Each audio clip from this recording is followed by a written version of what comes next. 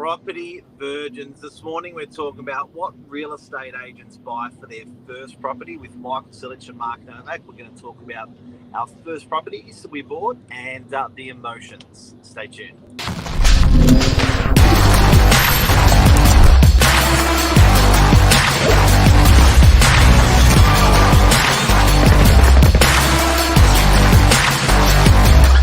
I'm the ringleader, so listen up.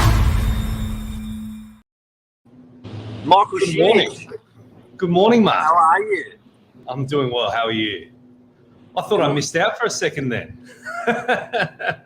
Yeah, no, you went bolting for the door. I just thought I'd get a head start. Time to get started. Brilliant. Interesting topic of conversation today. It is. What does a real estate agent buy for their first property? Is it any different to what people normally buy?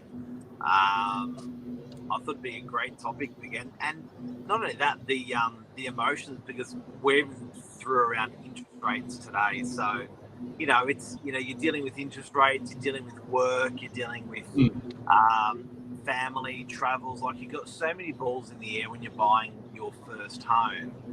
It's scary stuff. It is, and it's interesting because I think it's a good topic of conversation from, let's say, when you first bought your first property, what interest rates were doing then, what was going through your mind, maybe versus someone like myself a few years later, maybe not that many, you're still young, and what was going through my mind as well. Because, I think it'd be interesting to weigh up.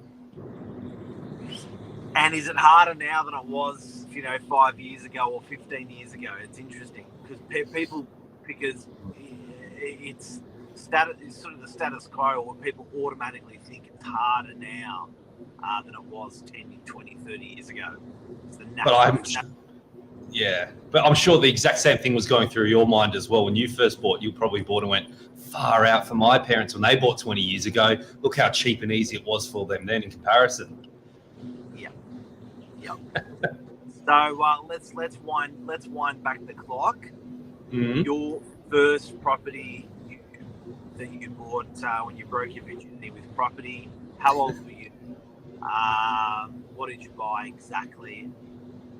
So I was 24 years old when I first bought my property, and it was a little two-bedder in DY, and it was just before COVID hit, for interesting timings.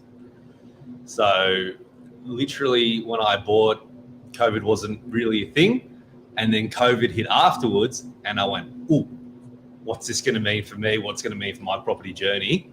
And it was quite an interesting one because obviously at the time, interest rates were historically low. Looking at it, I was thinking it's not going to stay this way forever. Let's fix it at the time. Let's budget for the future of when interest rates will eventually go back up as well. So it was an interesting thing, but the biggest thing for me was, and I think for a lot of first home buyers when you're first buying, you don't really know what something's going to be like. It's like anything in life until you actually jump in and do it. And it was really interesting just to learn about all the different things, paying your rates, paying all the different bills that are associated with the property. And it's a really interesting learning curve. So you'd come out of university, so 18 to 20, 21, 22, university, travel. So really only 1 or 2 years into your working life, bang, boom. Correct. You bought everything. Exactly. Yeah. Well, because obviously at university, you're working part-time. There's limited cash flow coming in, but started working full-time, saving up, and was fortunate enough to purchase.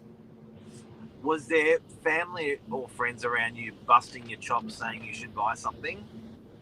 Well, my background's Serbian and Greek, so good old school WOG mentality, which is buy property as quick as you can and hold on to it and never sell. So that was always deeply ingrained in in the upbringing. So who were the people hammering you? Oh, no one was really hammering me, but there was a strong support from my parents as well, saying you should go ahead and you should save up and do that. So mum and dad are there going, you got to do it. You got to do it. And from what age did they start telling you got to buy a property? They didn't really start telling me. To be honest with you, I was really interested in property all throughout, even my university days. I was always, and I'm sure some people watching this to read this as well, there's property investment magazines out there. And before I even had any cent to my name to be able to invest, I was reading these things because I think they come out once a month. I mean, I was reading them all throughout university as well. Always think that, oh, how do you build a portfolio? How do you buy properties? So I was always sort of in that headspace. So yes, there was a driving force behind as well, but I was sort of the headwind of that, really wanting to push myself to do it. And what was your first step? First, starting as a real estate agent. So that step helped you buy your first property? I think so. Because fortunate enough, obviously, when you're working within the industry, you do get to learn a lot more of the ins and outs, because I think it's a very daunting process for a first home buyer when you have absolutely no idea how to purchase. And even for someone like myself that had a couple of years of experience in the industry at the time, even then there's a lot of pitfalls that even when you go through with clients, it's very different when you're going through it yourself. Interesting. It is. It really is. And I think that it's something that you always want to work towards, and no matter what your timeline is, whether it's a couple of years after working or you save up over a period of years, it's something that sets a good goal to achieve anyway, because irregardless, it sets good saving habits. Once you do take on a mortgage, it puts you in a good position where you have to be structured. You can't just completely spend your money willy-nilly. And I think it's just a good grounding for a lot of people just to take that on, irregardless of what your path is in life. So you still own the property? I do. And tell us about it. What did you buy? Just a little 2-bedroom in DY. It was quite original. Spent money and renovated it, did it all up. Now there's some lovely tenants in there, paying about $550 a week. So it's just a 2-bedroom there. But yeah, nothing flash. I didn't want anything crazy over the top in terms of trying to get rich quick. I just wanted something old, red brick block, solid, set and forget style of property. I think definitely for your first purchase, and I live by the philosophy, is just keep it simple. I'm curious to hear about what went through your mind when you were buying yours. Mine was... What year was it first, Mark? Hey? What year was it? 99. No. 1999. No, 95. 95? 95. 95 is a good year. You know why? You were born then? I was born that year. That's bad, eh? That's bad. So I bought a 2-bedroom for $315,000. Yep. In Curl, yes. Which is the freshwater next to Manly for people that don't know. Didn't tick all the boxes, so I'd missed this. I'd missed a unit in freshwater, which I loved, but I always wanted to tick the boxes: lock-up garage, internal laundry. I wanted something nice that I could live in later, so I wanted a bit of a view. And yeah, it was scary. Did you have your finance approved before you went out and started looking? Absolutely. Okay. And I think when you're a first home buyer, you got to get used to this. I think you feel like you're driving a stolen car. So when you book in the mortgage broker to come and see you, or you and mum and dad, or whoever that is, it feels like a fake appointment. Yeah. Did you feel that? Yes and no, but I get the surreal factor of it where I guess before you're a kid and it's always mum and dad dealing with that sort of stuff because that's a grown-up thing. And then all of a sudden now you're in the driver's seat of the grown-up vehicle. I think it's almost a little bit of surreal feeling. And to be honest with you, it probably doesn't really hit home until that first mortgage repayment comes out. Well, it just feels like buying your first property, it just feels like all bets are off at any time.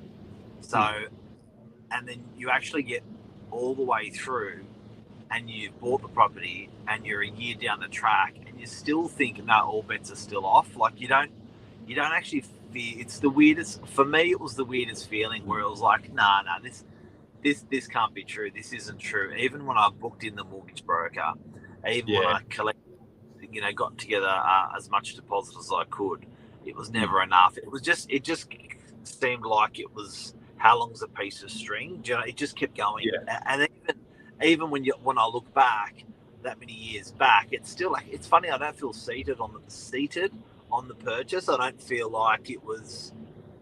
Wow. Yeah, it's the weirdest thing. If it, like, buying my first property was and it was a good memory. It wasn't, there was all good, but yeah. Well, looking back on it now, is there anything you would change? Is there one thing you go, "Ooh, I wish I knew that. I wish I did that slightly different"? No. I guess we're exclusively talking about our first purchases. But you know, like, I think it didn't have the garage. It didn't have the internal laundry. It actually, it disappointingly didn't tick all the boxes, but it still got me really excited. So I feel like sometimes I kept putting stuff off for the immaculate purchase, which didn't really matter in the end. You know what I mean? Like, it's performed very, very well. It's always rented. It's always gone up in value. So I think for a purchaser, like, you know, I guess my advice from that experience was it doesn't have to be a 10 out of 10 property. To be incredible. Yeah, it's very true. And I think the fact that you said you look back and you don't regret, well, not regret, but don't think, oh, what would I have done differently? I think all the things you do well when you first purchase, all the pitfalls and the things maybe you didn't do as well, it's all part of it. You need to go through that learning curve because, as I said, there's no better way to really learn than completely experiencing it yourself. So I just think it's a big thing to literally go through the process. And if you have people guiding you, obviously it helps as well. Just literally take it step by step. And yeah, as you said, it's been a great vehicle, and however many years later, it's gone up in value, and it creates a great grounding for the future. So Michelle's got a question. Yes. Your first purchase, how much? My first purchase, 600,000. And what's it worth now? 750, 800. Solid. So yours, 315. 315. You've got a few more years of compounding behind you. Oh, I got how many years is that? 25, 27 years compounding. 27 years later, it's probably a 1.8. Wow. Yeah. And I do have to say, there was all different interest rates. Yes. So for what's top of mind for people at the moment is interest rates and, you know, potential mortgage pain and potential mortgage stress. And I've got to say, when you just manage it, you just, you know, when I look back and look at the rates that I was paying on that property over that 27 years, it's like, I was really paying that. Like, what was going through my brain at that time? Like, that's stressful, but you just manage, you just push yourself, you just pay. You know, there was, and I think also, you just get through it. You just get through it. Yeah. Nice job, Michael. Thank you. It's my ringtone. So, and also, I think a big thing to bear in mind is interest rates is a cash flow thing. So as long as you put yourself in a position and you can manage your cash flow, the numbers you just told me then astounded me. So we're talking over the course of close to 30 years since you bought your first property, and it's gone up $1.5 million. So that's a big amount. It's like $50,000 a year in terms of just consistently, actually it's more than that. Oh no, it's about that, going up. If your cash flow is slightly different by X amount of thousands per year, as long as you can budget for it and hold on to it, the property is going to pay its dividends to you tenfold over a period of time. Well, as long as you hold on to it. Short term, as we can see in the market now, the market's all over shop. It go up, down, sideways in the short term. But you look at those long-term trends, it's going to go up in value. You're going to make money on it. You're just going to be able to budget and hold. Yep, it's incredible. So that's our list. That's our trip down memory lane, as Michelle calls it. So it's not that long ago for you, a long way ago for me. Don't ever sell the property is what I would say. Buy and hold. Hold for as long as you can. Can you imagine my first property if I'd sold it? The story I'd be this same story I'd be telling today. Yeah, it doubled in value. I sold it at 900 grand and it's now worth 180. Be going, no. So true. So if you can, as Cleo says, wogs don't sell. It's funny, hey. It's very funny. True. There's a reason for it. Huh? There's a reason for it.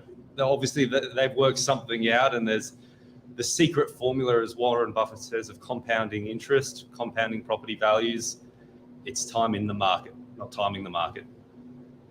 It's incredible. So if you do get to watch that Warren Buffett doco, it's very rewarding on what you just on the back of what Michael just said on compounding, and that's the moral of the story with property. Like you said, it's just how long you've owned it for. It's always going to do well. Thank you for sharing your first with me this morning. That's all right. Thank you for sharing yours. When you lost your virginity with your property. It's a beautiful story, Michael. It is. Have a good week, everyone. Thanks, guys. Buy a property, don't sell it. That's it. See you, mate. Bye.